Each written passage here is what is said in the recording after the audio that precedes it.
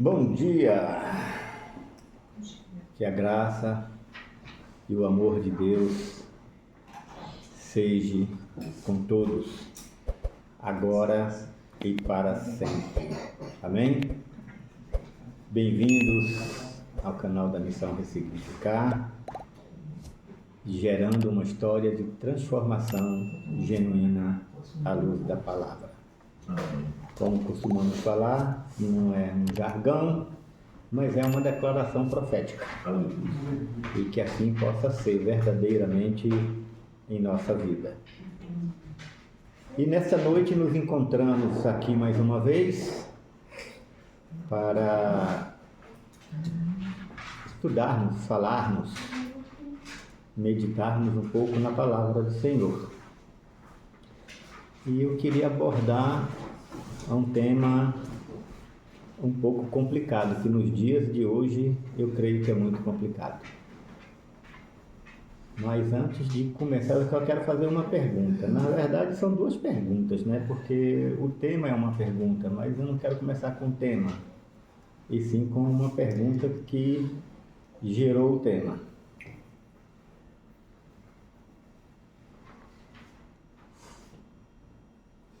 Hoje, nós que dizemos servir a Deus, ao Deus vivo, podemos ser seus inimigos? Eu que sirvo a Deus, posso ser inimigo de Deus? E o tema é exatamente esse: Deus, meu amigo ou meu inimigo? Segundo Tiago, ele diz que sim. Ele diz que verdadeiramente nós podemos nos constituir inimigos de Deus. E de que forma isso acontece? Quando nos tornamos amigos do mundo. A Epístola de Tiago, capítulo 4, versículos de 1 a 4, diz o seguinte: donde vêm as guerras e contendas entre vós? Porventura não vem disto, dos vossos deleites, que nos vossos membros guerreiam? Cobiçais e nada tendes, logo matais. Invejais e não podeis alcançar, logo combateis e fazeis guerras. Nada tendes, porque não pedis. Pedis e não recebeis, porque pedis mal, para o gastardes em vossos deleites. Infiéis, não sabeis que a amizade do mundo é inimizade contra Deus? Portanto, qualquer que quiser ser amigo do mundo, constitui-se inimigo de Deus. É difícil, é duro, mas nós estamos vivendo em um tempo em que tudo pode, não é bem dessa forma e eu não vejo desse jeito. Mas eu costumo dizer, eu sou um tanto quanto radical. Eu achava que era radical. Eu acho que a fala verdadeira é essa. Até cair nas mãos daquele pastor ali chamado Clayton. E aí eu percebi que eu não era nada radical. E deu medo. Porque o Evangelho ele é radical, a Bíblia ela é radical. Ela não dá brechas para o mais ou menos, para o eu acho e para o eu penso. É ela e ponto final. E aí, nesse contexto, é importante a gente entender que a amizade com o mundo, ela não se faz de imediato, de súbito, amor à primeira vista. Não é dessa forma. O relacionamento, ele vai se constituindo aos poucos. como qualquer relacionamento. E não implica necessariamente estar 100% envolvido nos prazeres do mundo para que a gente tenha essa amizade. Se tiver o coração plenamente entregue em apenas um ponto, já é o suficiente para constituir Deus como inimigo. Que exagero! Será? Pois, onde está o teu coração, aí está o teu tesouro. Mateus 6, meia dúzia, 6, de 19 a 21, diz: Não ajunteis para vós tesouros na terra, onde a traça e a ferrugem os consomem, e onde os ladrões minam e roubam. Mas ajuntai para vós tesouros no céu, onde nem a traça nem a ferrugem os consomem, e onde os ladrões não minam nem roubam. Porque onde estiver o teu tesouro, aí estará também o teu coração. E lá no versículo 24 diz: Ninguém pode servir a dois senhores, porque ou há de odiar a um e amar a outro, ou há de dedicar-se a um e desprezar o outro. Não tem como servir, não podeis servir a Deus e a Mamon. Para que o nosso coração não se volte integralmente aos tesouros desse mundo, precisamos de algo: guardá-lo. E como guardar o coração? A melhor forma é entregando a Deus. Essa é a melhor forma de guardar o nosso coração.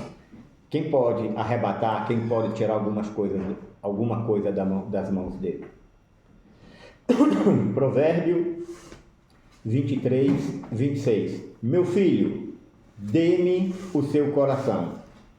Mantenha os seus olhos em meus caminhos. Desde a minha conversão, eu sempre ouvi, e muito, uma expressão, e volta e meia eu ainda escuto: Deus não é açougueiro e não quer somente o coração. E o que eu achei interessante é que desde o momento que nós chegamos aqui, a oração da Dislene foi coração quebrantado, a oração do Paulo falou um pouco do coração voltado para o Senhor, a Gleice da mesma forma, a leitura que Dislene fez lá no Salmo 119, versículo 112.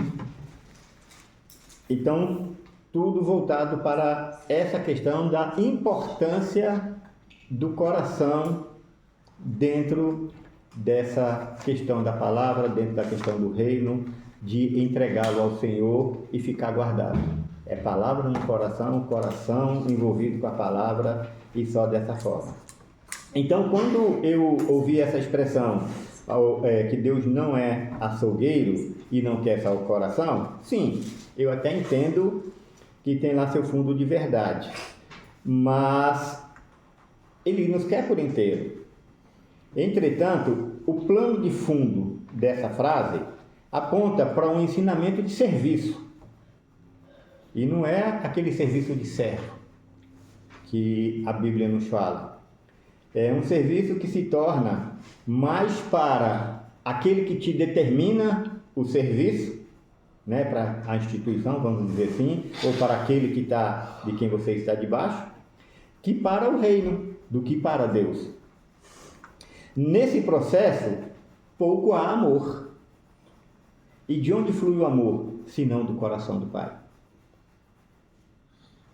E por receber, de onde flui o amor, senão do coração? E por receber do coração do Pai. Colossenses 3:23. Tudo. Espera aí. Quando chega aqui na frente é complicado. E tudo quando fizerdes, fazei-o de todo o coração, como ao Senhor e não aos homens. E pessoal, Me perdoem, mas eu estou saindo de uma bronquite e está um pouco ainda complicado. Então, tudo que se for fazer, faça de todo o coração, como a Deus e não aos homens. E é dessa forma que o nosso coração ele é guardado, quando a gente entrega o nosso coração ao Senhor. E quando nós entregamos o nosso coração ao Senhor, quando nós obedecemos e fazemos aquilo que Ele quer que a gente faça, aquilo que Ele determina, aquilo que Ele ordena. Você está no canal da Missão Ressignificar, gerando uma história de transformação genuína à luz da palavra. Compartilha, se inscreva, vai lá também, dê uma olhadinha nas nossas outras redes sociais. Ser amigo de Deus consiste em fazer a sua vontade. Não fazer a vontade de Deus é perigoso, pois passamos a fazer a nossa vontade, posteriormente a vontade do mundo, consequentemente a vontade de Satanás. É uma escala, é um processo que vai cada vez mais um abismo puxando o outro. A pergunta que sempre devemos ter em mente: quando deixamos de fazer a vontade de Deus, qual a distância entre fazer a nossa vontade até fazer a vontade de Satanás? É uma pergunta que devemos sempre fazer, porque não é fácil. Como eu disse, nos tempos de hoje, nos dias que a gente vive hoje, a grande maioria, e eu não tenho muito tempo que eu ouvi isso no final de semana, não tem muito, não creio muito nisso, não acho que é dessa forma, e por aí vai, a gente já conhece bem os tipos de palavras. Quando priorizamos as coisas do mundo, deixamos Deus em segundo, terceiro, seja lá em que plano que for. Quando isso ocorre, corremos um sério risco de morte,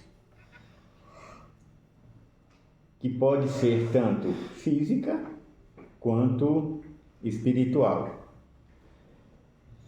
Detalhe: Deus deve ser sempre a nossa primícia. Devemos sempre manter o nosso foco em Deus, o nosso foco nele, e observar os compromissos que fazemos com ele. Manter o foco e observar. Não foi isso que nós lemos em Provérbios 23, 26? Meu filho, dê no seu coração, mantenha os seus olhos em meus caminhos. Então, os caminhos de Deus são perfeitos. Aleluia. Quando algum de nós fizer algum voto com Deus, cumpra. Porque Eclesiastes 5,4 diz: quando a Deus fizeres algum voto, não tardes em cumpri-lo, porque não se agrada de tolo. É de tolo mesmo. O que votares, paga-o. Melhor é que não votes, que votares e não cumprires. Por isso a necessidade de estar sempre olhando os caminhos do Senhor. Por isso a necessidade de estar sempre atento à vontade do Senhor. Saber o que verdadeiramente é o que Deus nos pede. Porque a partir daí a gente não vai por impulso, por emoção, apresentar, fazer um voto, falar algo para Deus que vamos fazer determinada situação e depois a gente percebe que aquilo não é viável, a gente não cumpre. E aí Deus diz que somos tolos. E a gente sabe que em tudo que nós fazemos há consequência. Coisas boas, consequências boas. Coisas ruins, consequências ruins. E não é uma questão de castigo, não. É a lei da semeadura. É a lei da semeadura. Vamos ver aqui, talvez, na minha opinião, o exemplo mais clássico a respeito dessa situação. Ananias e Safira, Atos 5, de 1 a 3. Mas um certo homem chamado Ananias, com Safira, sua mulher, vendeu uma propriedade e reteve parte do preço. Ele vendeu e reteve. Sabendo também sua esposa.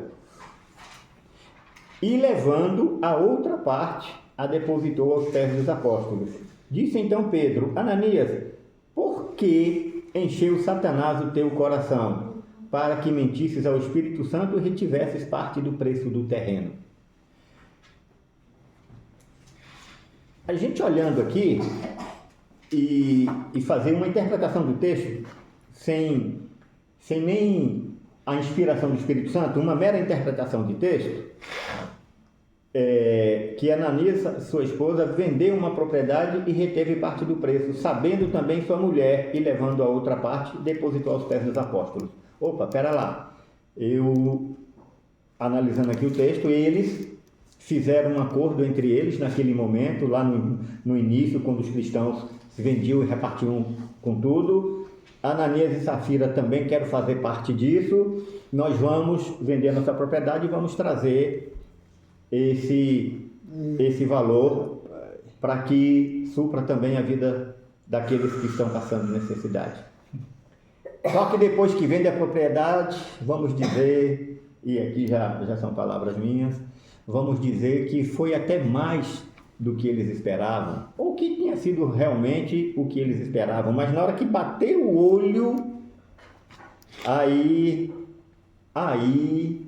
deu aquele desespero. E Safira não era idônea. E deixa, como diz o Cleito, deixa eu expor aqui a minha vergonha. Eu já fiz isso no início da minha conversão. Eu tinha uma causa na justiça que era de direito, diga-se de passagem, e não saía de jeito nenhum. E um dia eu fiz uma oração, falei com Dalvânia que se esse dinheiro chegasse, a gente iria entregar numa instituição que a gente ajudava na época, a Missão Vida.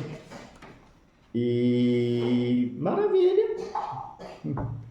Da noite pro dia saiu. E eu pensei em entregar só uma parte.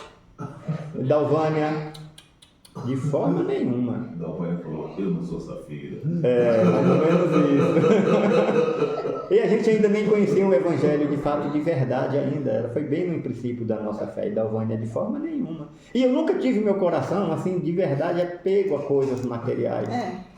Nunca tive. Eu que tinha. Era ela que tinha, não eu. E aí ela, de forma nenhuma, Prometeu. ela conhecia o peso do compromisso que havia sido feito com Deus.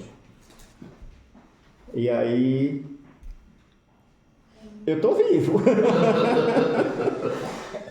Porque diz a palavra que Ananias caiu morto. Logo depois vem a sua esposa.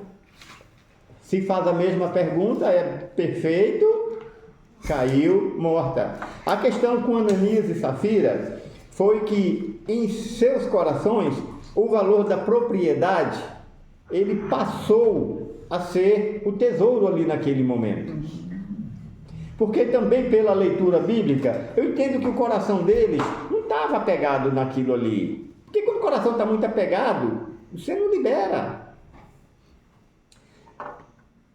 E ali estava o coração. Fizeram esse voto com Deus, usaram de engano, e usaram de engano. E, portanto, a consequência, como eu falei agora há pouco. E como eu disse, não basta o coração, aliás, não precisa o coração estar envolvido 100% com o mundo.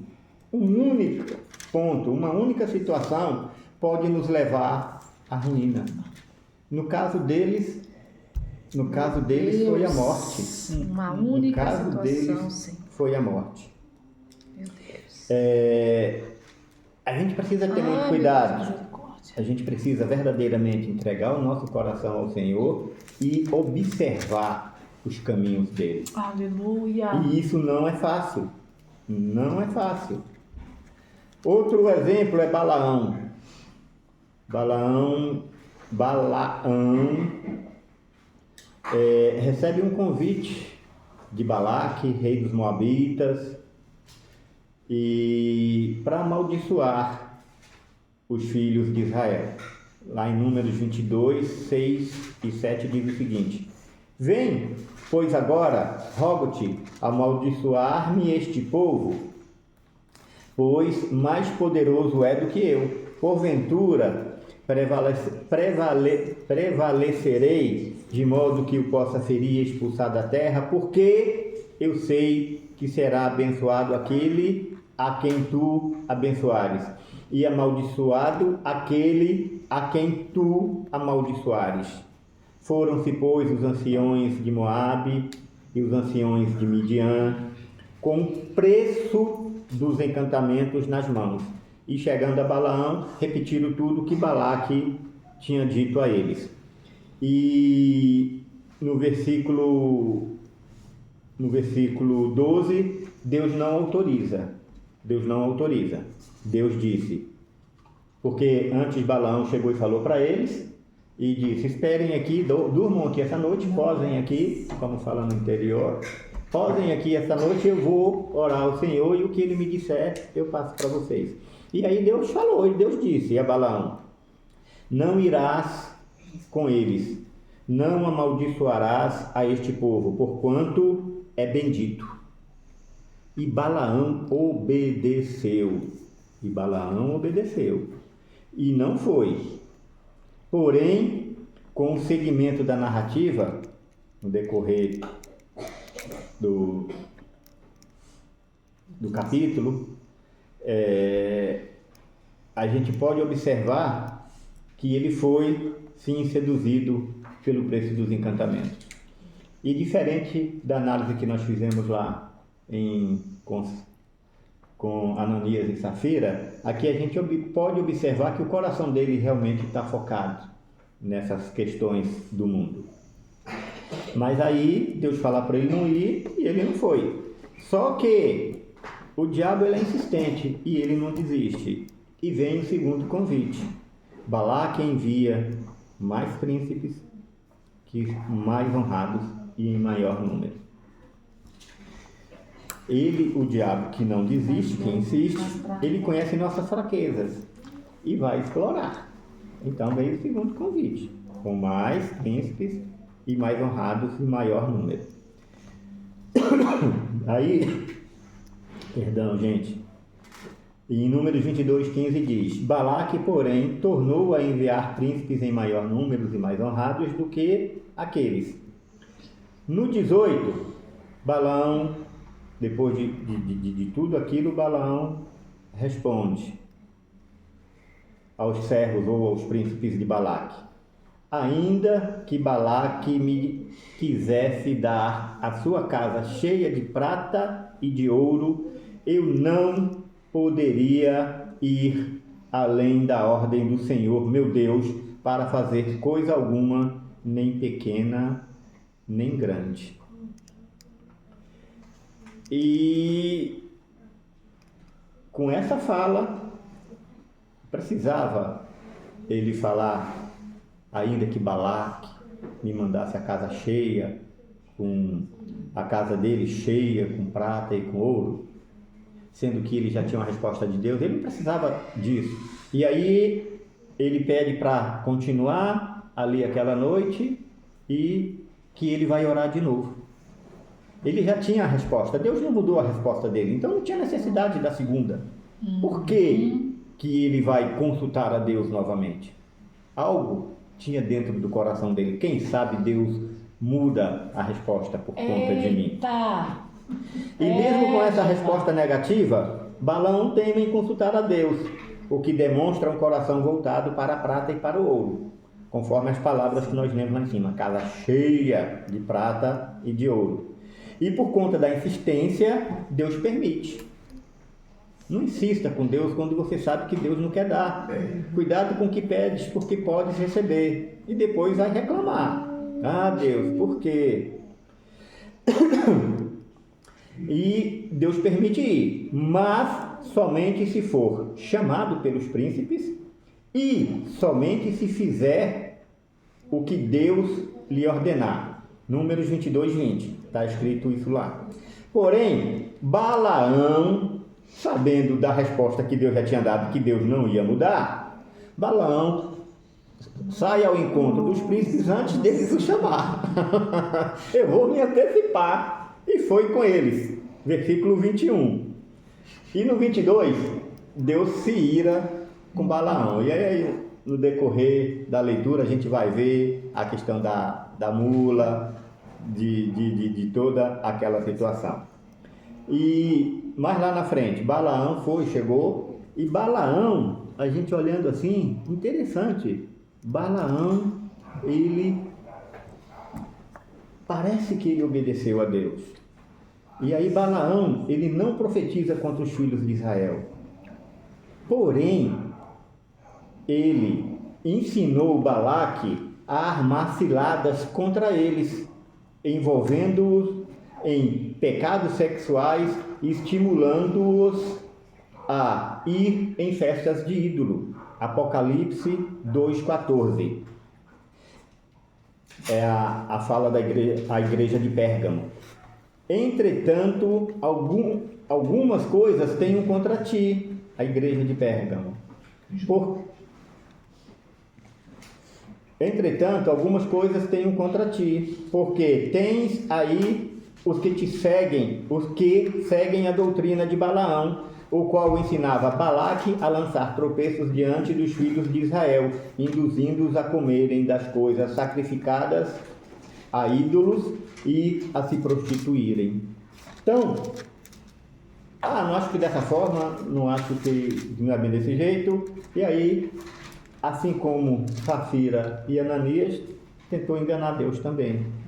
Só que a Deus não se engana. E Balaão colocou o seu coração nos tesouros, no mundo, e o fim dele também foi a morte. Qual foi a distância da vontade dele até a vontade de Satanás? A gente tem sempre que estar com essa pergunta na cabeça. E o fim dele foi a morte. Números 31, versículo 8, na parte B. Igualmente, mataram a espada a Balaão, filho de Beor. Quando mataram lá alguns reis, salvo engano 5, foi lá e junto e mataram Balaão também. Assim como Balaão, há aqueles que, por fazerem parte de uma igreja, de uma religião, ou pelo fato de ouvirem a voz de Deus falar com eles, pensam ser amigos de Deus. Eita, Deus é comigo, homem de Deus, né? Aquele é um homem de Deus. E eu vou ser franco, depois de ler um pouco, ver um pouco da vida de Eliseu, eu descobri que ser homem de Deus não é grande coisa não.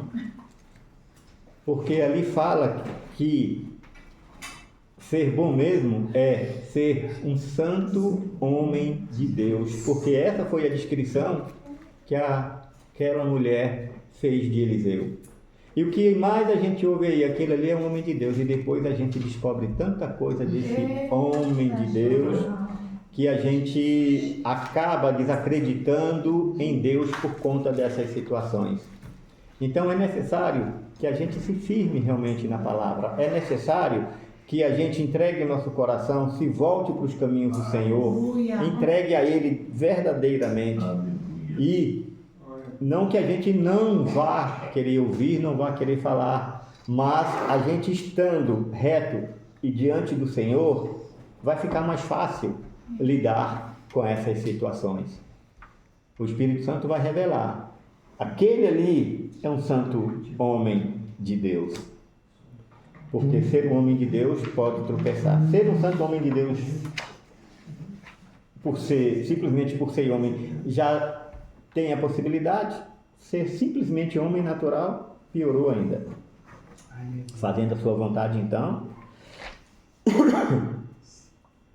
Só que não são amigos de Deus, né, nesse caso aí. Estão com seus corações, aqueles que pensam em Balaão, com seus corações no mundo e no que ele tem a oferecer. E para a gente refletir, 1 Coríntios 9, 27, Paulo nos dá um ensinamento muito tremendo. Antes subjugo o meu corpo e o seduzo à submissão, para que depois de pregar a outros, eu mesmo não venha ficar reprovado. Então é muito fácil. A posição que eu me encontro aqui, explanando, ministrando uma palavra, dizendo que eu posso ser amigo de Deus, mas de fato e de verdade, eu sou amigo de Deus? O que está dentro do meu coração é a vontade de Deus? Ou é a minha vontade? E o que eu estou fazendo é o que Deus pede ou aquilo que eu quero conforme o mundo determina? Porque lá em Tiago está dito: qualquer que se tornar amigo do mundo se torna inimigo de Deus. Então nós temos que tomar muito cuidado. E a fala começando foi que nos dias de hoje eu não vejo bem dessa forma, eu não vejo bem disso. Observem, começa com eu. Começa com eu. Eu não vejo assim, eu não penso desse jeito. E o negócio enrosca. O eu. O eu é o problema. O eu é o problema. E deixa eu confessar aqui a minha vergonha de novo. Tem uma marquinha aqui no dedo, uma feridinha. Eu ia até esconder, colocar um band-aid aqui, e hoje foi muito corrido. Já saímos meio que atrasados de casa e eu acabei esquecendo de colocar. Mas isso daqui, quando eu olho para isso daqui, me vem a memória da minha vontade e não da vontade de Deus, por conta do meu temperamento maravilhoso. Acabei discutindo com alguém e de forma bem veemente, carnalesco mesmo, bem carnal, e na ira fechar na janela e meti a mão e machuquei. E aqui de segunda-feira para cá, acho que foi na segunda-feira, e dói. E aí toda vez que eu ponho a mão no bolso, dói. Eu lembro. E aí dá uma coceirinha toda vez que eu passo a mão aqui, dói. Eu lembro. O tempo todo lembrando. Então, até que ponto, naquele momento ali, eu deixei de fazer, fui fazer a minha vontade tem um contexto nisso daí, é bem verdade que tem um contexto, mas não importa. Eu não posso deixar de fazer a vontade de Deus para fazer a minha vontade. E como eu falei, tem consequência. Depois tem a vergonha. E você tem que se humilhar, você tem que pedir perdão. E nem sempre o seu perdão consegue restituir tudo que foi perdido. É bem assim. E se aquela pessoa em determinado momento vê o que eu estou falando aqui, uma outra, esse daí não. Esse daí eu conheço. O que ele fez comigo foi isso. Então nós temos que ter domínio. E volta e meia. E nós somos um processo a cada dia, entregando a nossa vida, procurando trilhar os caminhos do Senhor, como Provérbios, nós lemos lá em Provérbios 23, trilhar os caminhos do Senhor, entregar o coração e trilhar os caminhos dele, esquecer os nossos caminhos. Porque andar nos nossos caminhos, rapidinho, a gente está caminhando pelo mundo e depois fazendo a vontade de Satanás. Então, é isso que nós temos que entender. E não basta a gente colocar o nosso coração, e não precisa, não é necessário colocar o nosso coração 100% no mundo. Um ponto só, como nós vimos, já é o suficiente para que a gente perca as rédeas e tenha consequências não só na nossa vida, mas na vida do nosso próximo também. Amém? Então aprendamos com Paulo. Antes subjugo o meu corpo e o reduzo à submissão, para que depois de pregar a outros, eu mesmo não venha a ficar reprovado. É forte. E aí eu acho que esse versículo não precisa falar nada, né? Ele por si só já machuca bastante. E o meu dedo doeu um pouquinho mais depois de ler. Amém? Você está no canal da Missão Ressignificar, gerando uma história de transformação genuína à luz da palavra. E se esta palavra chegou ao seu coração, compartilhe, alimente mais alguém com essa verdade, com a verdade que liberta. Em nome de Jesus. Amém. Senhor, te louvamos, te glorificamos mais uma vez. Te damos graças, Pai amado, pelas infinitas graças que o Senhor tem derramado em nossa vida. Te damos, Pai amado, o nosso agradecimento, porque a cada dia a Tua palavra, ela vem como vara de medir sobre nossa vida. Sim, Pai amado, ela vem como vara de medir sobre cada um de nós. Desde o início, Pai amado, deste culto, nós temos ouvido falar, como eu disse no início, da importância de nós voltarmos o nosso coração integralmente para Ti. E esta é a única forma, Pai amado, de nos afastarmos, Pai amado, das concupiscências deste mundo, como está lá em Romanos 12:2. Pai amado, para que a gente possa viver a sua perfeita, a sua agradável, perfeita, boa, perfeita e agradável vontade. É necessário, Pai amado, que a gente tire tudo o que está em nossa mente conforme a nossa vontade e encha, Pai amado, com a Tua palavra, que é a Tua vontade. E não só encher a nossa mente, Pai amado, mas que o Teu Espírito Santo possa fazer com que essa palavra, ela penetre, Pai amado, ela entre e ela gere frutos. Assim como, Pai amado, está escrito no Teu Salmo, onde diz que em Marcos 4, 15 e 19, os que estão da palavra do semeador, só voltando aqui um pouquinho, e essa daí eu pulei, que na palavra do semeador, ele lança sementes num tipo de terreno pedregoso, num tipo de terreno espinhento, num tempo de terreno duro, e que aquilo ali representa o nosso coração depois na explicação do Pai. E ele diz que os que estão junto ao caminho são aqueles em quem a palavra é semeada, mas tendo-a eles ouvido, vem logo Satanás e atira a palavra que foi semeada em seus corações.